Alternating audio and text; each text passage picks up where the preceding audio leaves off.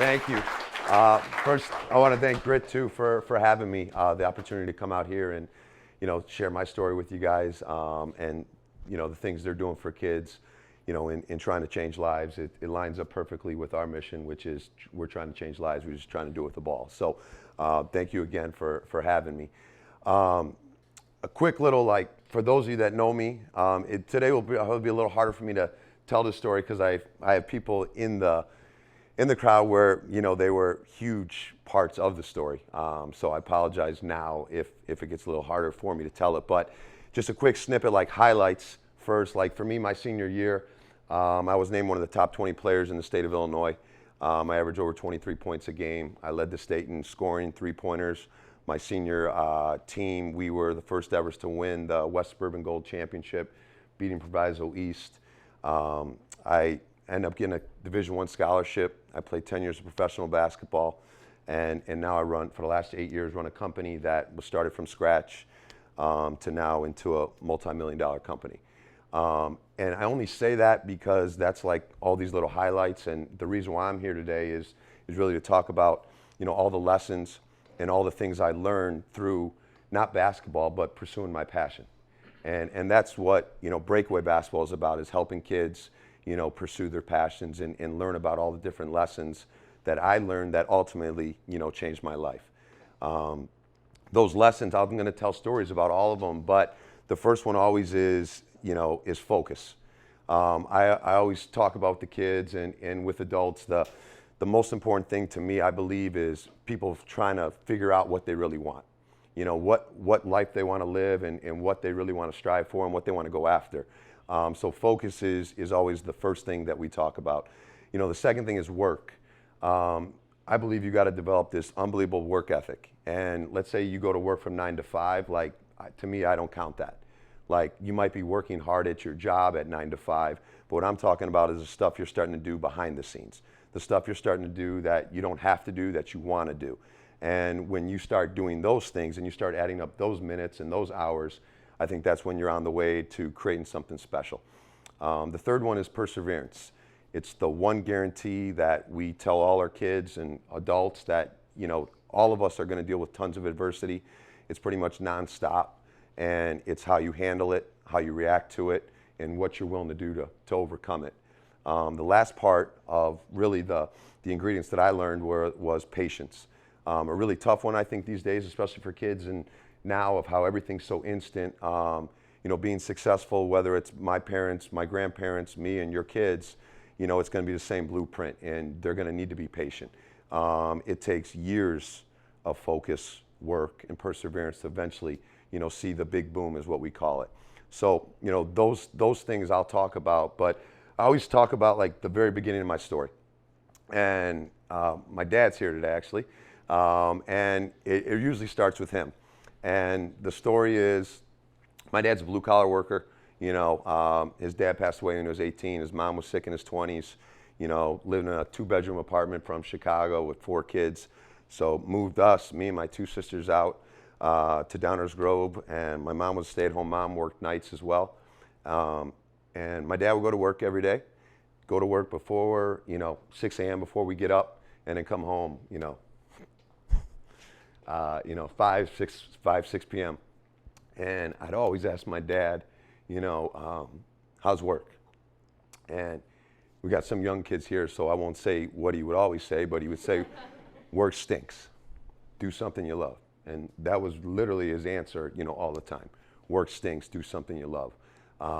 And so for me, at a young age, I was like, wow, my dad's at, this place wherever he's at for, 10, 12 hours a day. And, he's doing what he can to provide for me and my mom and my sisters. But wherever he's at, whether he doesn't like what he does or who he's doing it for, or whatever the case may be, that must be tough. And so that message resonated with me from just a little kid, really.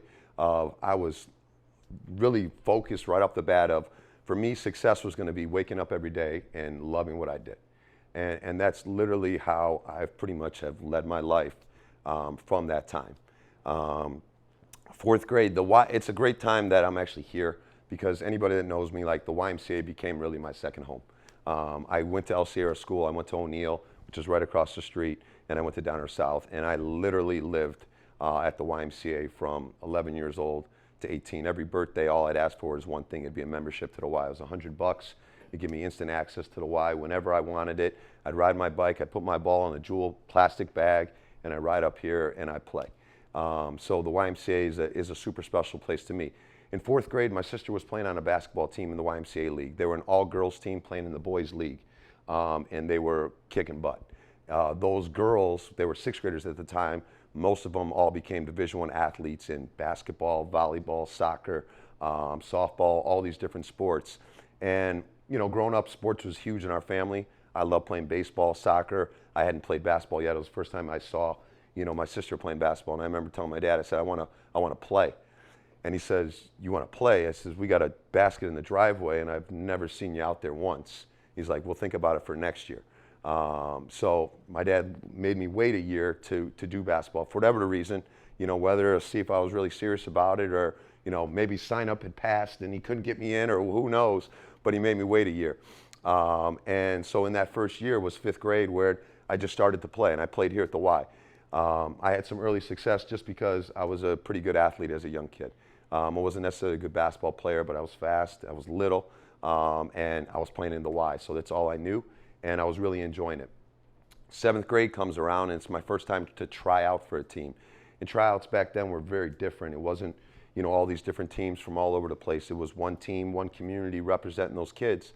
And it was the first time I was able to try out for a team. And prior to that, I played on, you know, tried out for all-star baseball and all those different types of things, make all those teams, one of the top players. I try out for the basketball team, and I get cut. I still remember coming home, you know, crying about it, that I got cut. And it was the first time in my life where I was told, you know, I'm not good enough. And instead of, you know, my parents, you know, calling the coach and saying, you know, why was he cut? What didn't he do? What does he need to do? It was just real simple. My parents, my dad specifically said, well, what do you want to do? You can go do something else, or you can go get better. And 7th grade was the moment where I began to make a commitment to, you know, wanting to be, you know, the best player I could be, having no idea, you know, what that meant, but really just starting to, you know, realize like I needed to do a lot more at this game. And I tell kids all the time, like, I didn't need my parents to tell me that this kid and this kid and this kid were better than me. You know, I recognized it. And I made a decision that if all I do is, you know, work when this kid and this kid and this kid works, then I'm never going to catch them, let alone pass them. And that's where I start bringing up work and working on my game. How I really learned how to work on my game in 7th grade was from a movie. Pete Maravich's story, it's called Birth of a Legend. I watched it in 7th grade. And in the movie, and anybody that doesn't know Pete Maravich, one of the all-time greatest, you know, basketball players in the history, all-time leading scorer in college basketball history. But in this movie, he's a young player, and he's little, and I was little. You said you're 5'1" in 4th grade. I was 5'1" in 8th grade. So I was a little guy. And so in the movie, he's a little guy, and he's trying to play with all the big boys. But what I learned from the movie is this guy would go to practice, but then practice would end, and he would stay after. His dad was a college coach. He'd go to his dad's practices, and he'd be on the sideline working on ball handling drills, shooting drills. He'd ride his bike and dribble his ball. He'd sit in the movie theater, and he would dribble. He was just constantly, you know, working on his game outside of the scheduled activity. And one thing I took from the movie is in the movie, he would lay in his bed, and he would shoot up his ball. From that day, I started sleeping with my basketball. And when I was in 7th grade, I was not a good shooter. I would shoot 100 shots before I went to bed every single night. I'd lay in my bed. My ball's name was Spalding. I tell people all the time because that was its name. And I would literally shoot 100 shots on that basketball. And my last shot, and I'm laying in bed, and my parents know this because they would hear that ball go up in the air every single night. I would do something silly on the ball. I'd say a few silly things to myself. I'd kiss my ball, and I'd go to bed. And so for me, these were all like things where, you know, I was learning, like working on my game, you know, was going to be a whole lot more than just the scheduled activities. And for my parents, like they never once said, you need to get out in the driveway, you need to go to the Y, you have this, this or that. This was all on me. This was a decision I made. And I think that's very important for parents, like, letting your kids take ownership of what they really are becoming passionate about. If your child begins to take ownership of it, I would say then watch out. It can't be your passion, it has to be their passion. And your job is to help guide them and help them figure out what that passion is. And my parents were able to do that with me. 8th grade rolls around and I make the team. And so for me, I'm like, wow, all this hard work is paying off. I went from getting cut to making a team.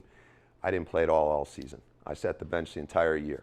And so it was a lesson I learned right away is, when you're working hard and you're getting better, it doesn't mean you're going to go from getting cut to being the best player. I went from getting cut to making a team and never playing. I remember my coach, I was at O'Neill, my coach told me that you've gotten a lot better, you're a really hard worker, but you're too short. So you're great for practice, but you're not ready to play in the games. And whether he was right or wrong, I just took that as, fuel and fire to realize, like, okay, I'm getting better, but I got a long way to go. Once again, my parents would come to every game. There wasn't the, let's have a conversation with coach, let's talk to coach, let's figure out why you're not playing. You should be playing in front of Johnny. We never had those conversations. And my house was my dad's Greek, like it's a very intense house. When it came to sports and that, they were my biggest fans, and they knew I was hard enough on myself, so they just supported it. 8th grade, and I have my high school freshman coach here, Coach Baum, who became the varsity coach at Downers Grove South, is an awesome coach. He was my first coach that really started to change my life and really begin to see coaches being passionate about something, whether it's sports or music, whatever the case may be. It was the first time I had a coach that literally had passion for the sport, and I ate it up and I loved it. 8th grade summer, going into Downers Grove South, we would have this incoming freshman camp, and it was like the last 2 days of camp, and Coach Baum is literally hand-picking, all these kids to stay after to go to the small gym at Downers Grove South. I wasn't one of these kids, and I'm looking around saying, like, okay, there's Gary Hyam, there's Jarvis Wilson, there's Andre Humphrey. These are really good players. Okay, and I can rattle off all their names because I still know them. All these guys go into the small gym, and I don't. And so camp ends, and they're in there. And so I go through, and I look in the window, and I see Coach Baum in there with the guys. And I realized real quickly, like, that's potentially the freshman team. And if today was tryouts, most likely I'm getting cut because there's 20 kids in there, and that's typically what you take. So I opened the door, and I walked in, and and I go to Coach, and I said, hey, can I stay? And so I think for him, like, he's probably shocked by it, and he's just like, okay, sure. So I stayed in that gym, and I worked out with those guys, and I don't remember what we did or what went on, but I just remember leaving the gym that day and realizing, like, this is like June, 3rd week of June, like, if we have tryouts, I'm cut. So back to that work, and really, coming back and believing to myself, like, the reason why, and I say this, the reason why I opened that door was because I had confidence that I could play with those guys. And the only reason I had confidence that I could play with those guys is because I knew I was working a whole lot harder, and all I needed, was an opportunity. So we fast forward to the season, tryouts, and I make the team, and first game of the year, I'm his starting point guard on the 8th team. So that was like a 6-month swing. As a starting point guard on the freshman team, I averaged 3 points a game. And I remember my dad saying to me, like, hey, you should shoot more, just like every parent wants to see their kids score, you should shoot more, this or that. And I remember saying, I said, listen, I want to play. And I recognized, like, my job is to be a point guard, to play defense and get the ball to Gary Hyam and Jarvis Wilson and all these other guys that were, better players than me. And because I understood my role, Coach trusted me, and we won a lot, and I got to play. And that was a big lesson for me, where it was like, understanding roles and sacrificing and realizing it's not, for me, I had no aspirations ever to be the best player in the gym. I just loved playing, and I wanted to be part of it. So as that goes on, I have a great season with Coach. We're now sophomores, and Coach Flays, who's my high school coach, Hall of Fame coach, who's sitting here right now, who's one of the toughest guys I know outside of my dad. Um, he has a meeting with us, and we're in the indoor track, and he's starting to talk about. And Coach Flays was a great player. He played at DePaul. He's a big time player, big time coach, and he was starting to talk about how players these days are starting to specialize, and are starting to make decisions on starting to specialize at the high school level and try to take their game to another level. And he wasn't saying kids needed to do that. He was just talking about how that's starting to become a trend. This is like 1995. I played baseball freshman year. I loved baseball till I was about 12 when I started falling in love with basketball. And then at baseball, like, it started getting a little boring for me. And I remember going up to Coach Flays, and I said to him, I said, "Hey, Coach, I'm just going to let you know that I'm going to give up playing baseball to focus just on basketball." And I remember him saying, "Greg, I don't know if that's such a good idea for you. You might want to keep playing baseball." Okay? And because at the time, I'm 5'5" now. I was 3 points a game on the freshman team. I'm a better baseball player than I am basketball, but my heart and everything is in hoops. I played the freshman baseball team, and I literally would be in the outfield shagging fly balls and just waiting for this to end so I could get to the Y. Just waiting for this to end so I could get to the Y. I did two things literally from 7th grade until pretty much we can say today, which was I'd go to school and then I'd play ball. I'd go to school, do my homework, and I'd play ball. And that is all I did. I played video games, and I always tell the story about I beat Super Mario Brothers when I was in 5th grade.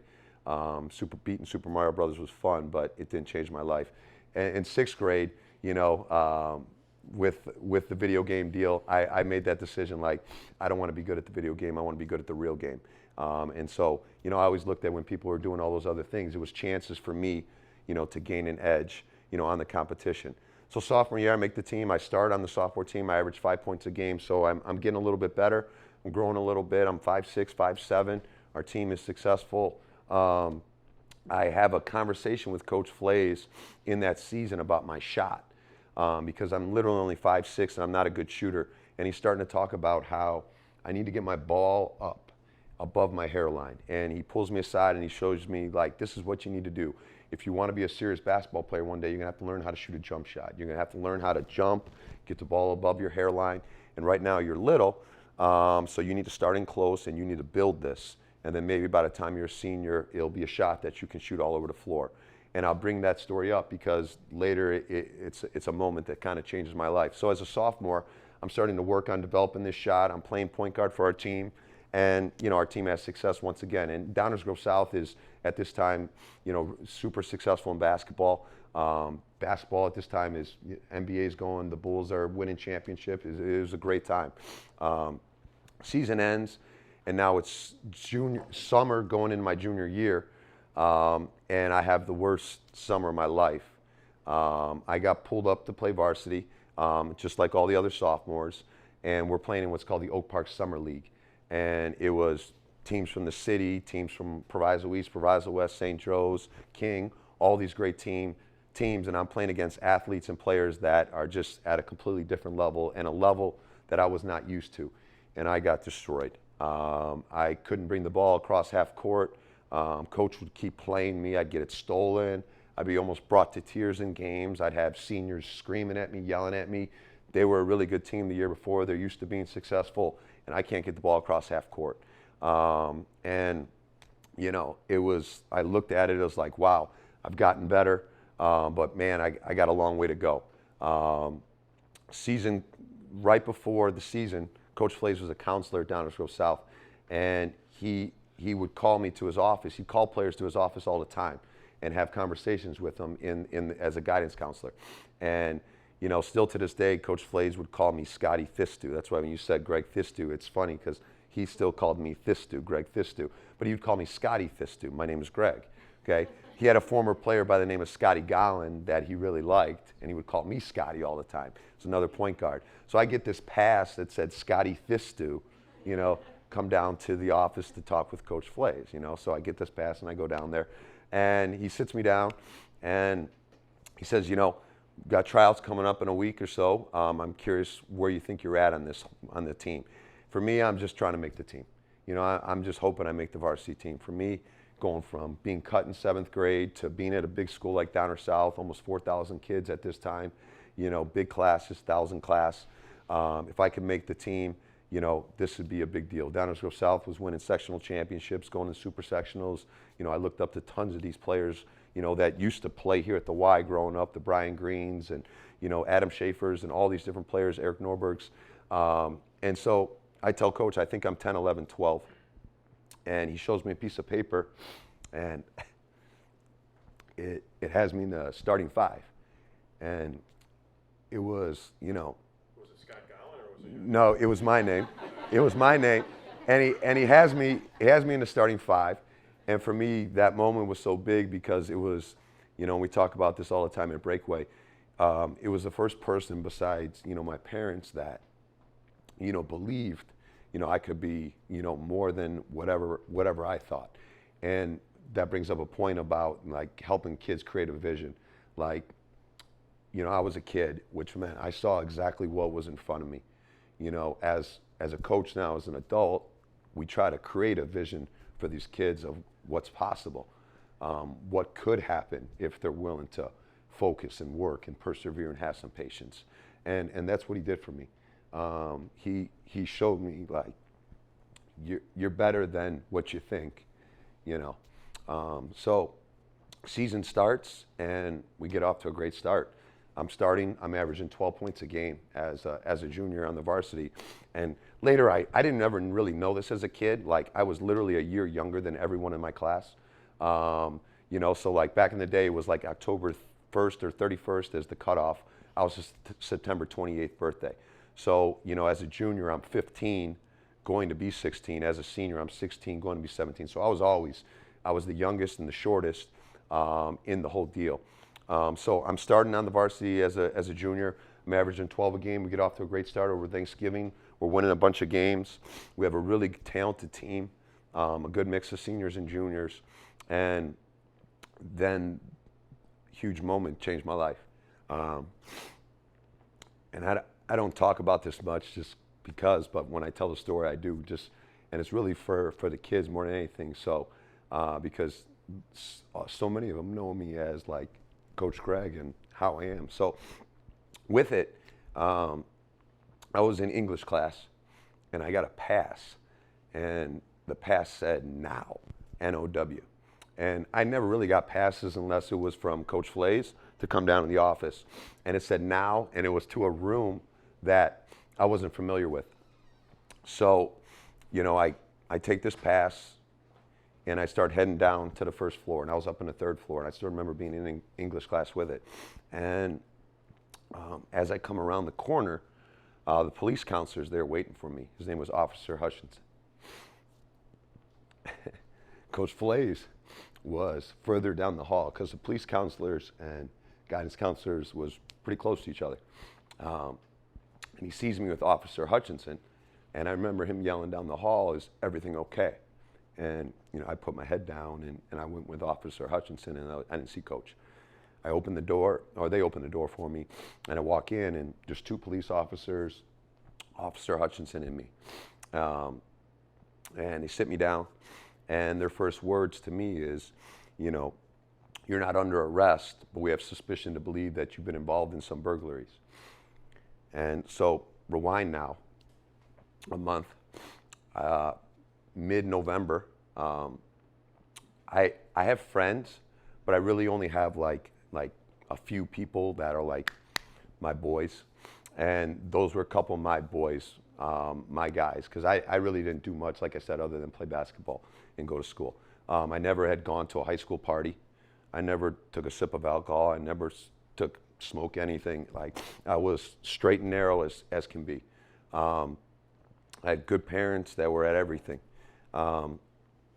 And my buddies were getting involved in, back then, there was a couple of people at Downers Grove South that were taking bets. They were bookies. And you could bet on games. You could bet on college games. You could bet on NBA games. And my buddies were starting to do it. They were betting on these games. And it was like, you could tell the guy for $50, I want these guys to win. And you didn't have to have any money, and they would do it. My buddies were doing that. My buddies lost bad one night. They called me. I remember being at home, and they said, we did something stupid. We lost bad. And at the time, I don't know if it was $500 or $1,000, but we're kids. We're 16 years old, and we don't have any money. And I remember telling me, they said we have to pay by the end of the week. So me and my friends who lived at the Y, and this is how ironic it is, the place that I loved most other than my house, we knew that when people are here, they leave wallets in their lockers. They leave wallets in their cars. And we realized, like, we have to pay this. And we realized it real quick when people were banging on my buddy's door when we were at his house one day after school. And like I said, we were kids and we didn't know what to do. We were too scared to tell our parents. And I was being a good friend at the time that I thought, and trying to help my buddies get out of trouble. And we literally started stealing money. It lasted maybe a week, and maybe we got $100. And that's when I got brought into the office. And in that day, the police officer said to me, you need to go home. You need to tell your parents what you did. And they need to drive you to the police station for fingerprints, IDing, and questioning. And I remember just crying, bawling my eyes out, apologizing, admitting everything, except admitting why we were doing it. I was scared to admit why we were doing it because I didn't know if my buddies would get more trouble out of it. So at the time, and my parents are here because even then I told them it was because we were just trying to get money for Christmas presents. And, that's what we said at the time. And so all the cops and everyone just looked at us as, selfish kids and ungrateful and, all that stuff. And we took it. And I remember going home. I was scared to go home. Didn't know if I was literally going to go home. And in my house, it's a raised ranch. When our garage opens, that means my dad's home. And the garage was loud. And I remember sitting on the couch just waiting for that garage to open. And when it opened, my dad came up, and I remember taking him to my room. And I said, Dad, I need to talk to you. I'm in trouble. And I remember him sitting on the bed and me telling him. And it was like the first time, like I said, my dad was an intense guy where I didn't get yelled at. It was just the complete, disappointment.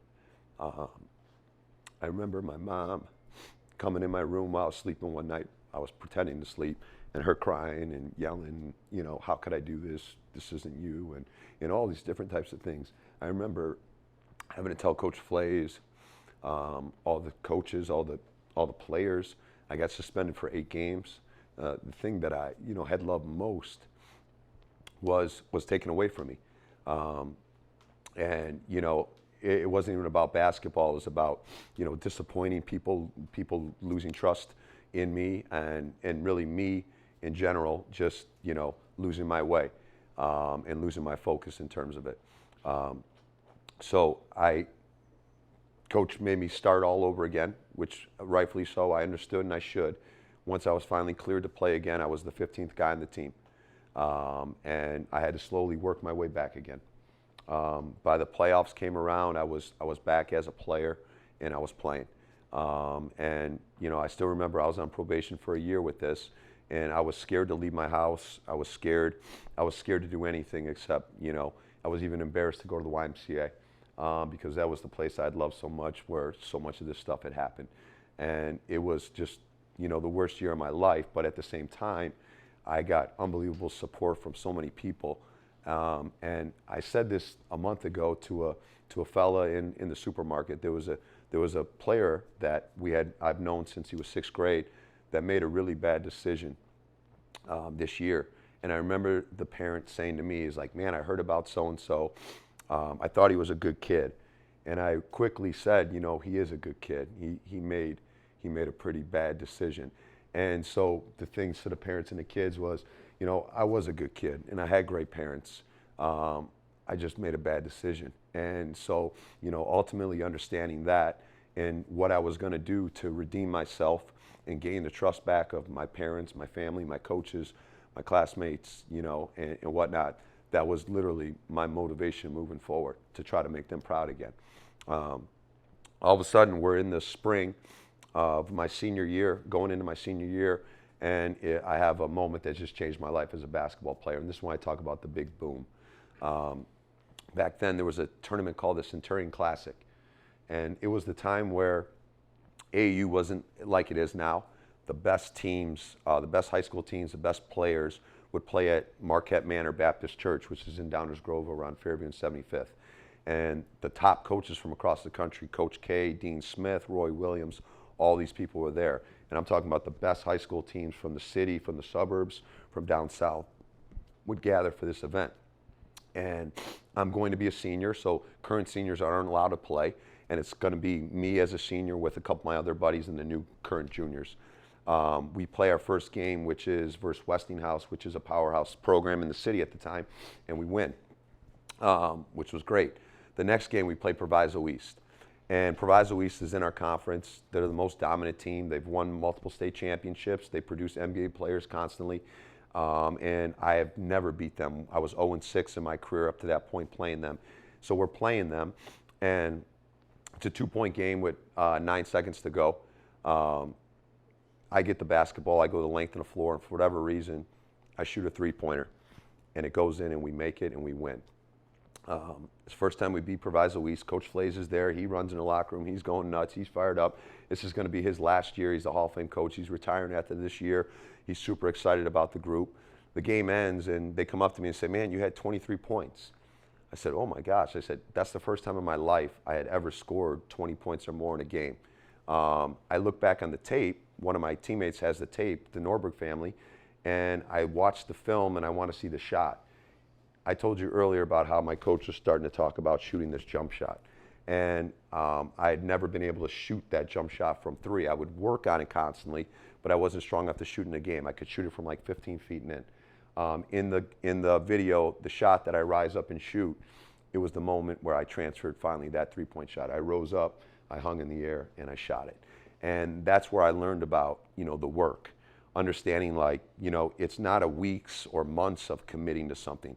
I had been working on that since sophomore year. It took 2 years, and in that moment, it came out. And from that moment, for the rest of my career playing basketball, that's all I ever shot was a jump shot 3. My transfer, took place. And so we go into our senior year, and in our senior year, like I said, I end up averaging 23 points a game. We won our first ever conference championship, and I earn a Division I scholarship, and I move on. I go through college, pros and all that, and have, ups and downs like everything, but I'm able to handle it because of really all the lessons that I've been learning along the way. I'm 33 years old. My wife's here today, who's, she's surprised I didn't tell the story. I had been chasing her all the time in high school, but the guys would understand this. When you like a girl in high school, they typically only like the older boys until you become a senior, and then you're the older boy.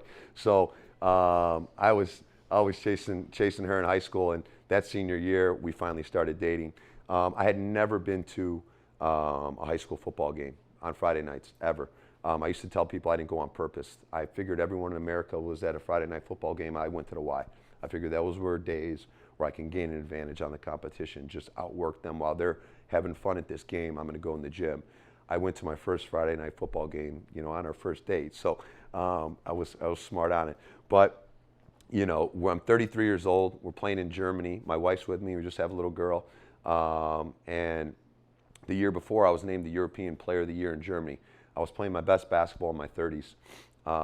And I had been chasing playing professionally for 10 years and playing in Greece and Germany and different places.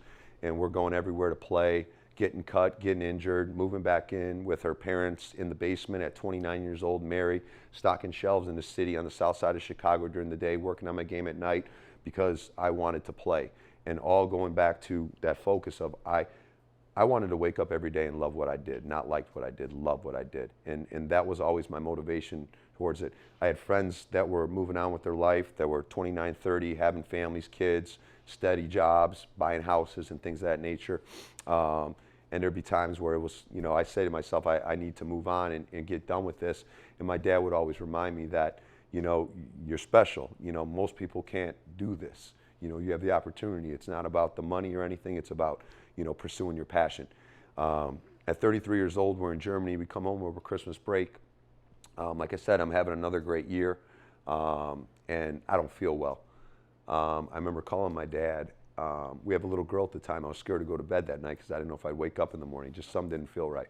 So I called my dad, picks us up. We're in Downers Grove in a condo at the time, and takes me to the hospital at Good Sam. He sit me down, start doing the tests and all that, and they say, you're having a heart attack. I said, I can't be having a heart attack. I'm 33 years old. I'm playing professional basketball in the best shape of my life. They said, according to our test, you're having a heart attack. We need you to stay here. We're going to prepare an angiogram, and we're going to figure out what's going on. So, this is all just being hit. My wife's getting a call. My parents are coming, and, nobody understands what's going on. They do an angiogram. They open it up, and they say, okay, good news. You didn't have a heart attack, but something else is going on, but we're not sure what it is. So they recommend sending me to Northwestern, where the guy's name is Dr. Robert Bono. He deals with all the NBA players before they get drafted, and he's the heart specialist there. And they said, we need you to go see him because he deals with people like you, athletes, and you need to talk with him. They say most likely, though, you have what's called athlete's heart, which means your heart is a muscle. You've been working so hard for so long, your muscle, just like any muscle, would grow. And most of the time, it's no big deal. So I was pretty much thinking like, I'm good. I remember I had my appointment in Chicago with Dr. Robert Bono. My wife asked to go, and I said, no, you're good. You stay home. I'll be fine. I literally thought everything was good. So I go in, I meet Dr. Bono. We're talking hoops and everything like that. And he says, I'll take, your tests and stuff, and we'll go to the back and take a look. He comes back literally 30 minutes later, tears in his eyes, and he said, you're still playing, correct? And I said, yes, I'm in season right now. He said, I'm sorry to tell you, you have hypertrophic cardiomyopathy. You're never going to play basketball again. You can never do anything competitive again. You cannot lift weights again. You cannot sprint, with your kids again. You have a condition where when you exercise intensely, you put yourself at risk for sudden death. And you need to change your lifestyle and find a way where you put yourself in a position to be successful, where you're not putting yourself at risk.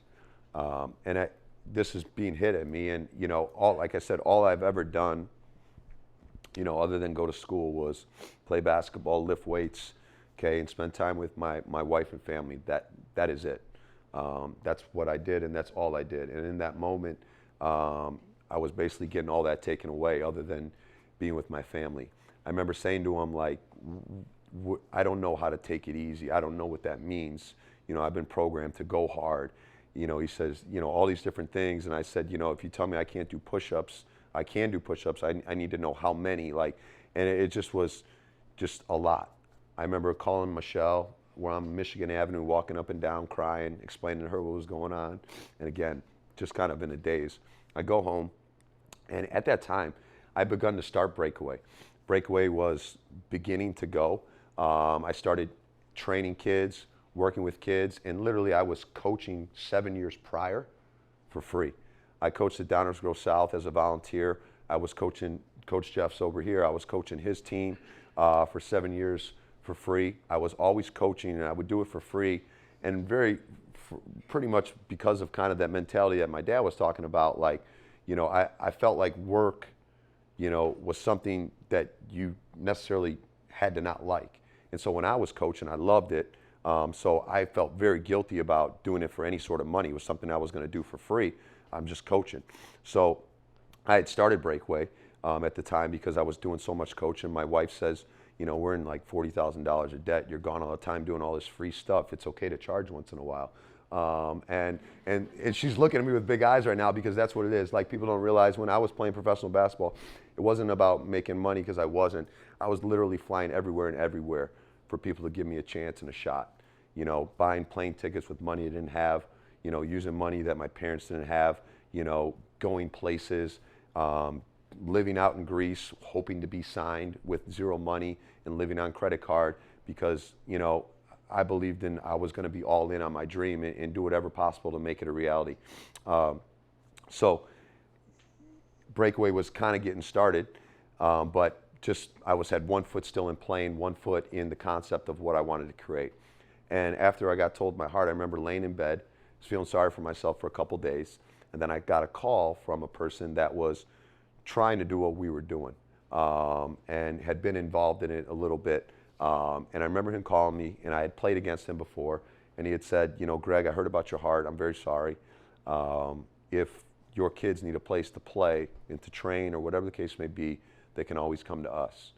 And to me, I hung up the phone. I said, thank you very much. I got up out of bed. I put both feet in on Breakaway, and I made a decision in that moment to put everything that I had learned, everything that I cared about into the kids now. And that was the decision I made, where I talk about focus, where I focused right there that I was going to wake up every day and love what I did. I remember Coach Baum calling me while I was in Jewel. I was literally in Jewel, and he just was named the head varsity coach at Downer South. And he had called me and said, hey, I'd love for you to be part of the staff. There's a PE teaching position, and we'd love you to be on board. And I'm from Downers Grove. I have my teaching degree, coach high school basketball, safe, secure job, awesome. And I remember having to tell him, I said, Coach, I appreciate the offer, but I'm going to start Breakaway basketball. And I remember him saying, what the heck is this Breakaway basketball thing? And I told him what it was going to be. And at the time, it was something that nobody was doing. And for me, it was never about money. It was simply about, I just had so much empathy for all the kids on their journey.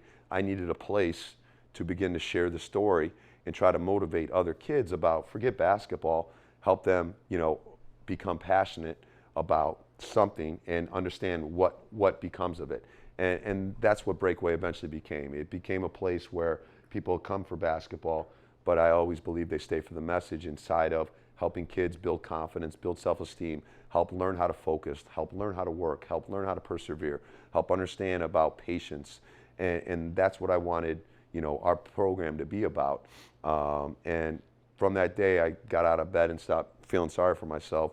I haven't stopped in terms of it. We now, like you said, we do work with over 8,000 players a year. We partner with over 300 teams. We have 5 full-time, salary coaches, 16 part-time coaches. And I literally, I didn't go to an Ivy League school. I was a 3.0 GPA. My wife doesn't think I should say this. I was an 18 on my ACT twice. I had zero business.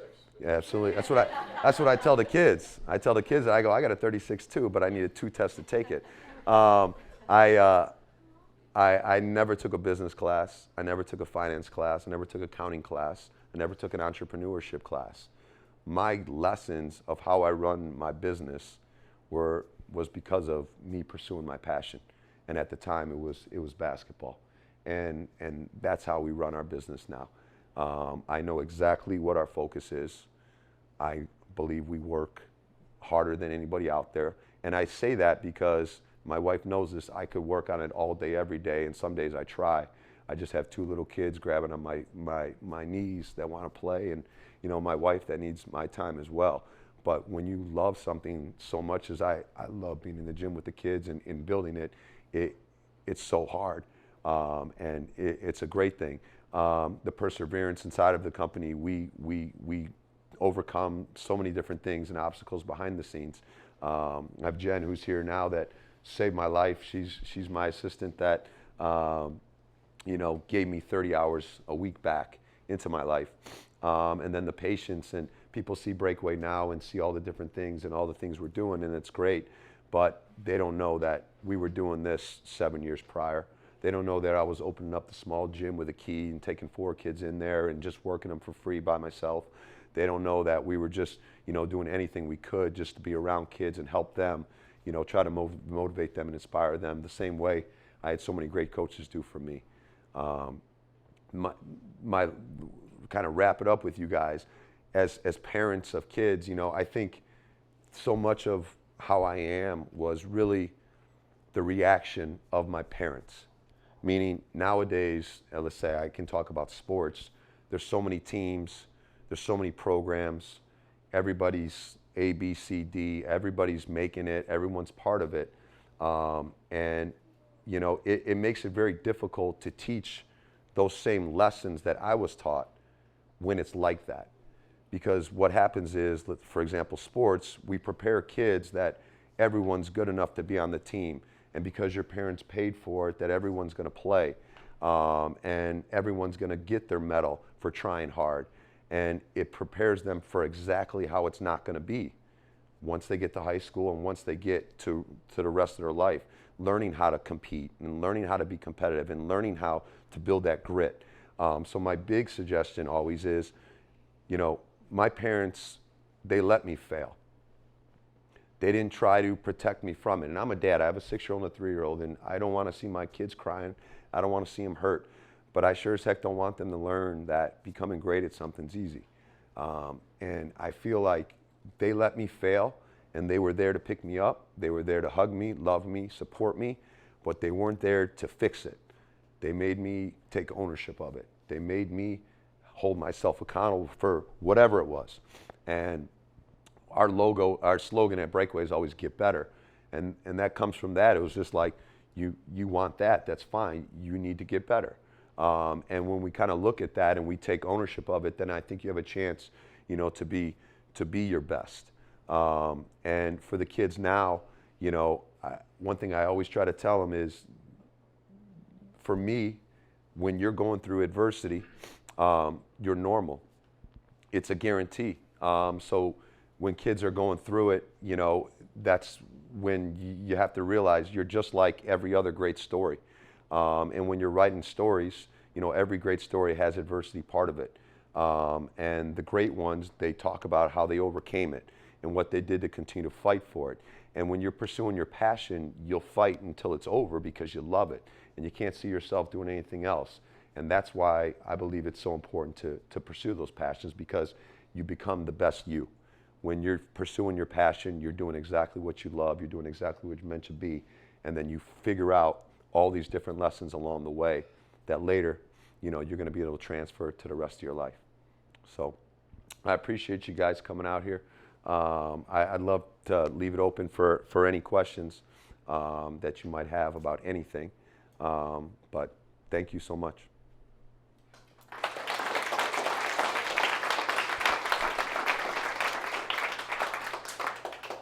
First of all, thank you for coming tonight. Your story is incredibly inspirational for, I assume, the kids. Speaking for this adult, it certainly is for me. After you went to the doctor and you got the horrible news that your basketball career was over, possibly even your life, how were you able to reconcile the emotions when here you are, you've been focused on one thing, you've done everything in your life to put yourself in a position to be an elite athlete, to take care of yourself, and oftentimes when people go to the doctor and they get bad news, it might be because they've abused themselves, whether it's substances or being careless with their lifestyle or whatever it may be. And you're kind of the antithesis of that, but yet you're in the same boat as them. Yeah, you know, for me, I looked at it where, you know, I had just had a daughter. And really the first thing that scared me about that, you know, I was 33 years old. And when I started reading about, you know, HCM and all these different types of things, and I had heard, you know, I was a teenager when Hank Gathers passed away on the court, who had the same condition, Reggie Lewis. You know, I've seen basketball players, you know, pass away on the court. But then when I started reading about it and I started learning about kids passing away from this, you know, it made me really, in a moment, appreciate that, one, it was caught, and two, I was 33 years old. I got to do what I loved for so long.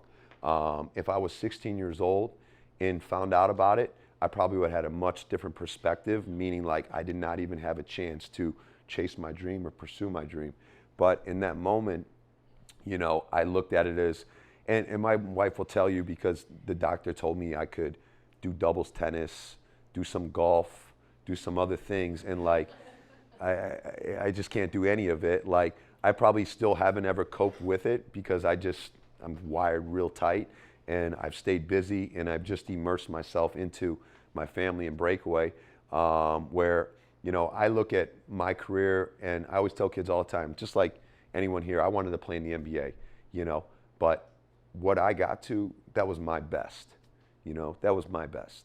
And all we try to tell kids is when it's all said and done, when you're 40 years old, like I'll be in September, you want to be done with whatever you're done with and just say that you gave your best. You don't want to look back and say, you know, I should have worked harder, I should have done this, I should have done this, I wish I, you know, did this or that. For me, I'm proud of what I was able to overcome and what I was able to do.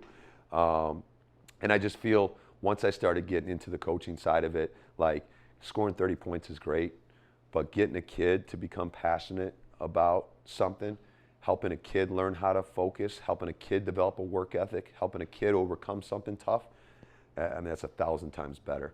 So, you know, I always thought playing the game was my dream, but what I get to do every single day, it beats it, hands down.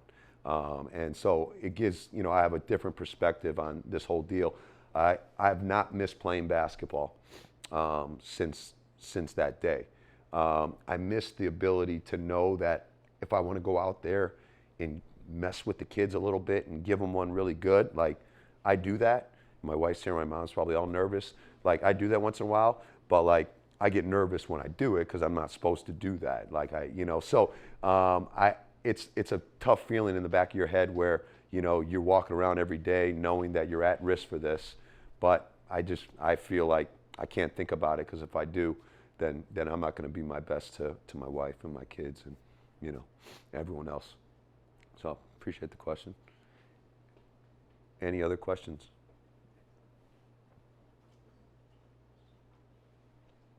And it's okay if you don't have to. So, okay. So, no. I just want to say thank you so For much sure, to Coach for sure. Eric for sharing such a personal, honest story. And if that's not resiliency, I don't know what is. Yeah. Thank you to his family and his coaches for being here. That's really special. We really appreciate you being here. And thanks to all of you. Yeah. Awesome. Thank you, guys. Thank you so much. Thanks. Thanks for coming. Thanks for coming, buddy. Okay? Thanks. Appreciate it. Thank you. Thanks for coming. Thank you.